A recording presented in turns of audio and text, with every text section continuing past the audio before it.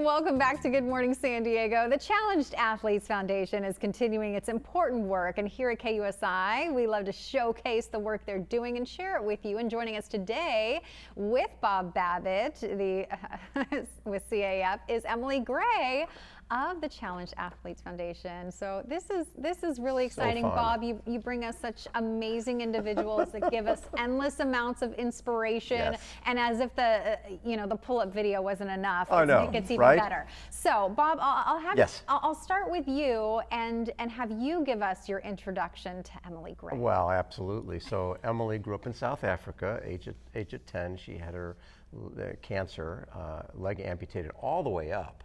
We're talking, Close to the hip. Yeah, close to the hip, and was already swimming, but became a Paralympic swimmer, 3-time Paralympic swimmer.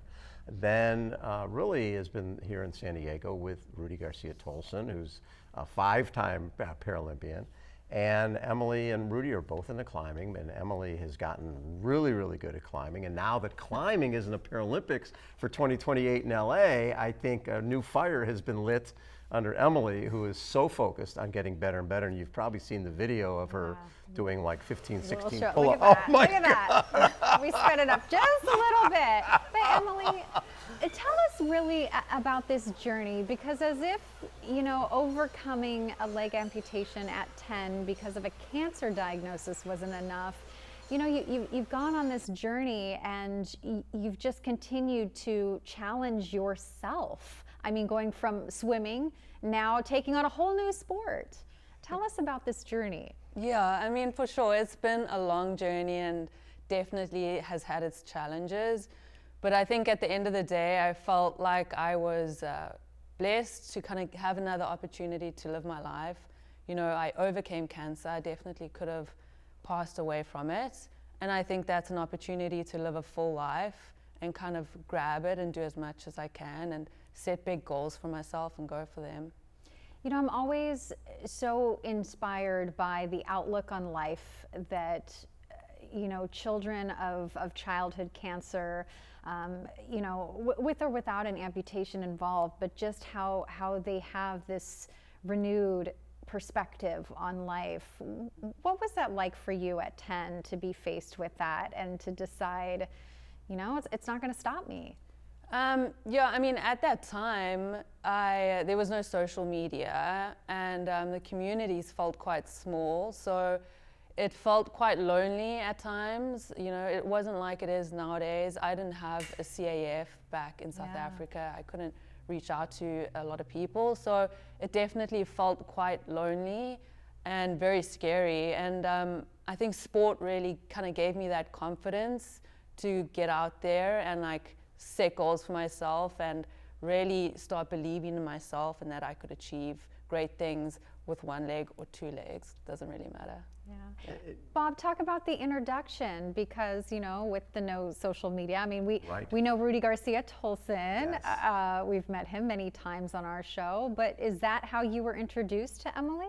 Yeah, actually through Rudy, because actually we were filming our film on Landis Sims, Yes. and we were in Colorado Springs because we were interviewing Rudy about sort of the history of prosthetics. And so Rudy at that point is trying to make his 5th Paralympic team. Emily is there, and Roderick Sewell. So you had Rudy, who's missing both legs, Roderick, who's missing both legs. Emily has 1 leg. So there's 3 athletes living in one house with 1 leg between the 3 of them. And then while we're interviewing Rudy, his dog keeps walking into the couch. And I'm like, Rudy, what's wrong with your dog? Oh, he's blind in 1 eye. I say, wait. You got 3 athletes, 1 leg, and a blind dog. That's like a country song. What the heck are we going on here? But it's just like the community. I think the community aspect of it. Rudy was training for another Paralympics when people thought his career was over, and he made that team, and Emily was part of that whole journey with Rudy and Roderick and Emily, and just achieving. It's overcoming obstacles and not letting anything get in your way, and that's really what CAF has been about for 32 years. Yeah. Emily, before we go, do you have anything you'd like to say to others out there, whether they're dealing with an amputation or not? Yeah, definitely. My father told me early on in life, he would always say nothing is ever detrimental.